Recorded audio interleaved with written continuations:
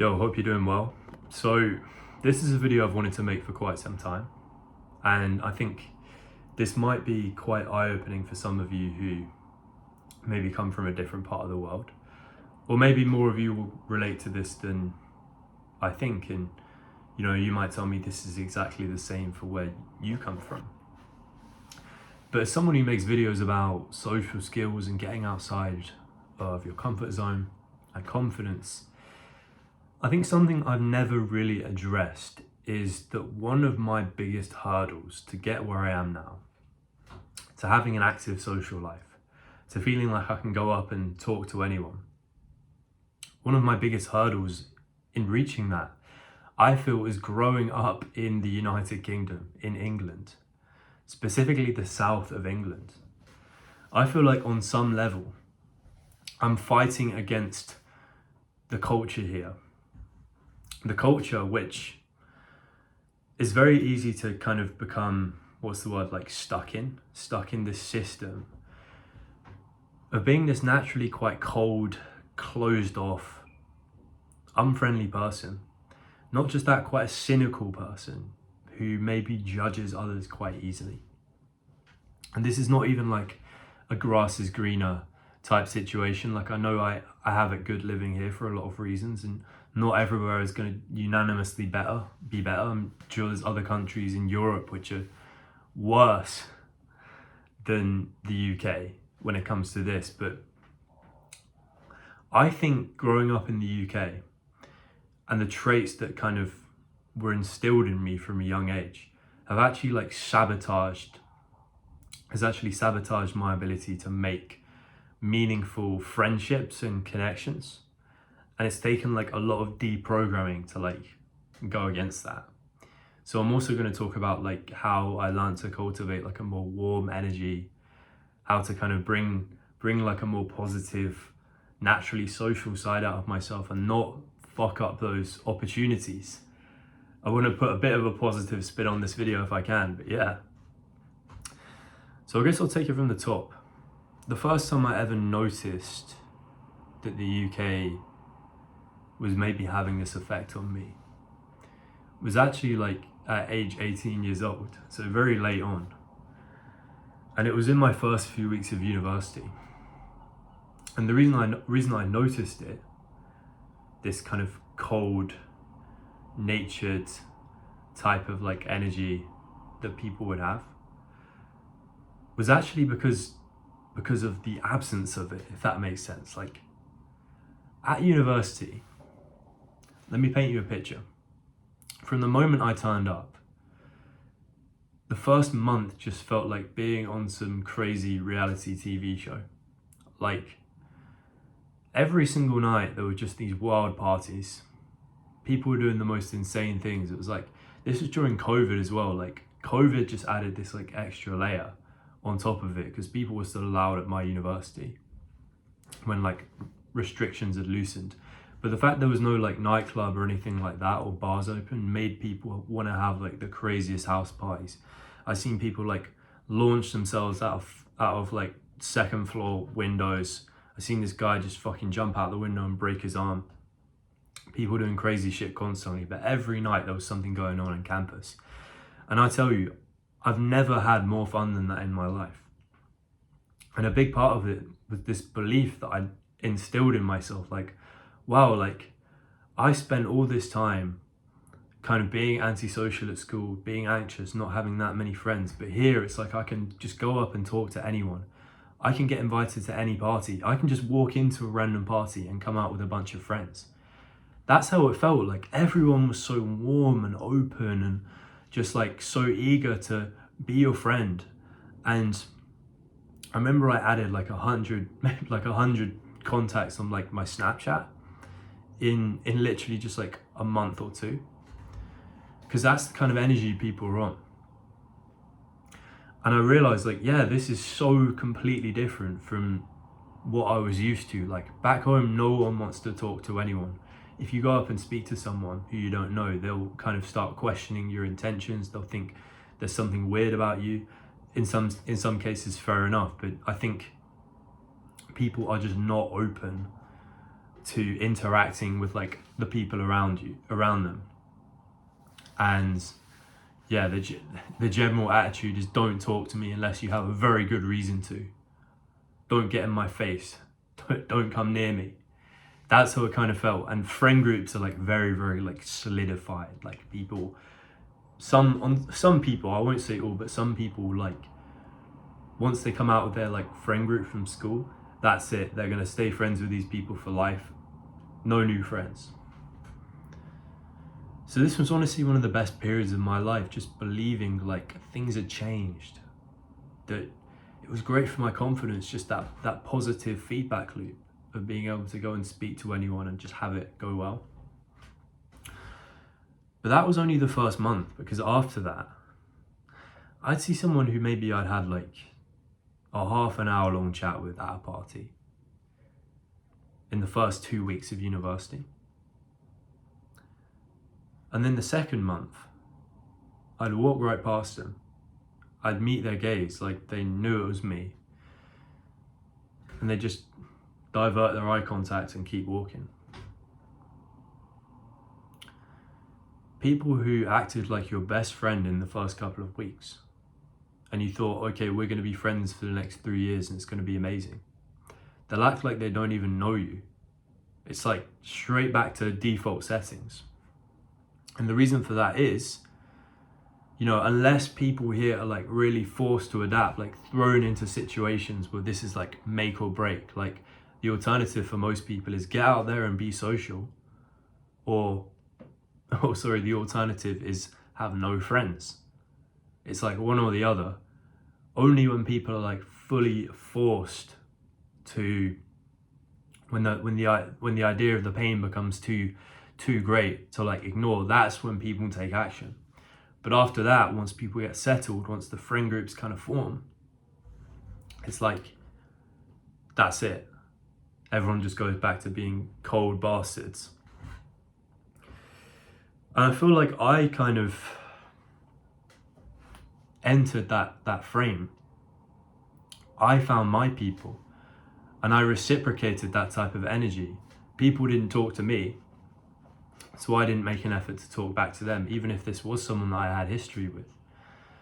So a lot of those relationships I just let die. I didn't even call it out. A lot of people probably wouldn't, but it's like I decided if they're not going to make effort, I'm not going to make effort. And I just feel like that's really sad, because a lot of these relationships that could have been something quite special kind of just died out. But yeah, it's just this idea of, again, going back to it, just this idea of like, don't talk to me unless you have a reason to. Don't talk to me. I don't want new friends. And I've kind of embodied this attitude at times. I'd say what it kind of feels like is everyone's walking around with this attitude of, I'm gonna reject you before you reject me. I feel like there's been many situations like that where I guess a recent one that came up that could have ended up being quite tragic was, I remember on one of these solo trips that I did, which I'm going to talk about a bit more. There was this guy, I was on this like pub crawl with like a load of randoms and I was having fun, but there was this girl that we'd been with each other the night before, and I was trying to do it again basically. And this guy just comes into our group and he's like quite handsome and he's well dressed and confident, this Spanish guy. And immediately as he comes over, I start thinking like, what does this guy want? What does this fucking dickhead want? My mind just goes to places like just thinking he's a bit of a twat just because he's coming over on confident energy. And I start getting all like jealous and scarce and thinking, oh, he's definitely going to try and like make a pass at my girl, this type of thing. And I kind of came up, I realized I'm kind of like coming up with reasons. I'm inventing reasons to hate this guy. Like, where has this come from? I've not said a word to him and I've already completely made up my mind. I'm already looking for reasons to dislike him. And when we got talking, I swear I've only had this with like a handful of people in my life, maybe like 10. Instantly just clicked. Our energy was just the same. And this guy actually ended up becoming like a pretty close friend of mine. Like he was my best friend for like the next 4 days on this trip. And you speedrun relationships on holiday. And yeah, we've met up once since then when I went to Spain. And it's just like that, I could have thrown that away. I could have my default state was to just be like really negative. I guess that's kind of the second thing. It's like, I feel like there's this pre-baked idea in the UK that anyone trying to rise above the crowd, people are kind of just waiting for them to fail. I'm sure that's the case in a lot of places, but I feel like UK people are especially cynical. They don't like other people doing more than them. I've kind of had to end friendships because I feel like there's certain friends I've had where if you don't conform to their expectations of you, maybe some people from school who knew me since I was 11 and I was a certain type of person then, it's like they see you that way forever, and they almost don't psychologically don't want you to change. They don't accept that you could become something different, and they'll always kind of keep trying to drag you back. I mean, I've had people, when I was very early on starting YouTube, I told people I'm just going to make a couple of videos. I didn't even set out a grand plan, I want to have 1 million subscribers. I just said I'm going to start posting on YouTube. And I've had certain people say what's that for? What, do you really think you're going to grow a channel or something? Or people are going to subscribe to you?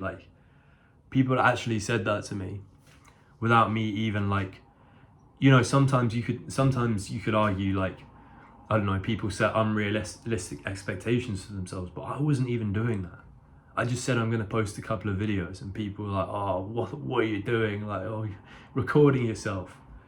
It's just this natural cynicism, almost wanting to see people fail and conform to your expectations. And yeah, I just feel like all of this kind of drags people down. And it's made me a more closed off person. It's kind of had me for a while I looked around and I kind of think everyone around me is hostile, even though it's kind of this belief in my head. It might not represent reality. You kind of look at people as wanting to see you fail. So you kind of, maybe you end up treating the world with more hostility, if that makes sense.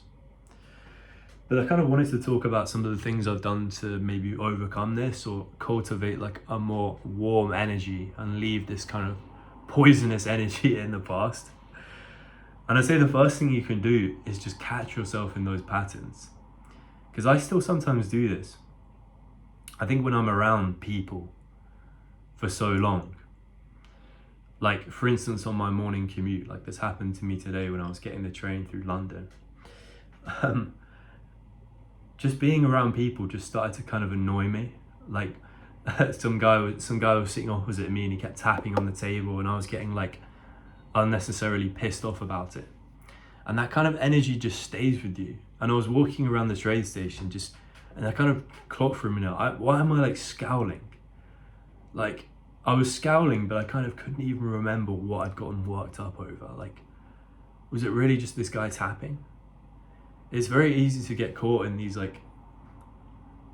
not just in things like resting bitch face, but just with this kind of negative energy. And it kind of poisons the way you see the world. And you start, very, very small things start to annoy you. It kind of snowballs, it builds up. So I suppose just catching yourselves in things like that, when you realize oh, why the fuck am I scowling right now? It sounds simple, but yeah, just sometimes breaking that thought loop can help. Another thing is getting into the habit of just striking up conversations with people you don't know. This is quite a fun challenge. Maybe just try and do a couple of people a week. Just try and strike up conversations with the people around you. I've made this a challenge at points in my life to do this every single day. Talk to one new person every day. And what you'll be surprised is you always start with a really negative assumption about how people are going to react. Even people who are obliged to be there, say if I decide I'm going to speak to the cashier at the shop, they've got to be there. They can't go anywhere. even those people, I was a little bit nervous about how they'd react if I just started asking them questions about their day, and or just going down like really obscure topics or whatever. But most people just respond incredibly well. I didn't this morning because I was a little bit annoyed, but usually on the train, if I'm sitting next to someone I don't know, I try and find like a little reason to talk to them. Maybe they're reading a book and I ask them about the book, or watching something on their phone. Sometimes I'm like, oh, what are you watching? And honestly, only like 5% of the time have I had a negative reaction. Usually people are like way more open than you think. And it's made me start to believe that like maybe it's like going back to university, where it's like if two people aren't willing to make the effort, but maybe they've both decided that the other person is kind of in the wrong, that they shouldn't have to make the effort. It's like a relationship can kind of go nowhere. And I feel like everyone just has this belief in their head that like, oh, no one wants to talk to us, When actually, like, you yourself know you'd be more open to it than you think. You just assume other people aren't. And it's been like really reassuring for me, the fact that most people have just been incredibly positive to me. Just, it's not always going to lead somewhere, but just speaking to them casually, speaking to people on the train or at the bus stop, or just giving someone a random compliment. I complimented a guy on his belt recently, and he was like, it looked like it made his fucking day. Just even things like that. And it leaves you feeling good. That energy rubs off on you, and you start to see the world in a different way. And I guess, oh no, something else. Yeah, no, this is a related thought, but there were people from like my high school who I started reconnecting with recently. And it would start off like, we'd start off in that phase of like, we see each other, but no one wants to make the effort, or we're just blanking each other. Until eventually I kind of just bite the bullet and just go and say hello. And the way to kind of explain away like what happened before is, you could just say like, oh, I usually say like, I thought it was you, but it's been so long, like I didn't want to come over unless it wasn't you, even though like I knew it was them. And that's usually like a good enough excuse. And they're honestly like, oh shit, yeah, how's it going, man? Maybe it feels a little bit performative, but it's never really as awkward as we believe it to be. But yeah, the final thing I suggest is just traveling more, ideally solo traveling. Because again, the parallels to university there are you're thrust into situations where there's nothing else to do but get out there and socialize. Unless you like being on your own, that's fine too. But I like going and staying in like social hostels, party hostels, places where there's like a constant flow of people in from all over the world. And it's like, I could sit at a table full of people eating my dinner. I don't know any of them. Sure, I could just sit there and eat, but that's a whole opportunity to talk to a load of people, and everyone else has the same idea. So it's like you're speed running friendships, and it's something that gets that like positive feedback loop going. You start to believe that, yeah, like it really is this easy. It is easier when you're away on your own, I feel, but you carry that energy back to your normal life. Like it doesn't go away, at least for a while, and you just become much more warm and open, and you're less willing to let maybe not, you don't have to want a million friends. Like all the people I added on Snapchat at uni, most of them are not my friends, but still, it's like being open to the right people entering your life. For that to happen, you have to have a certain type of attitude and mindset. Anyway, I've been speaking about this for too long, but let me know if this sounds familiar to you. Maybe, I know certain Nordic countries are arguably worse, or maybe places in like the Balkans, although some of those people can be pretty friendly. I don't know. Let me know what you think. See you in the next one.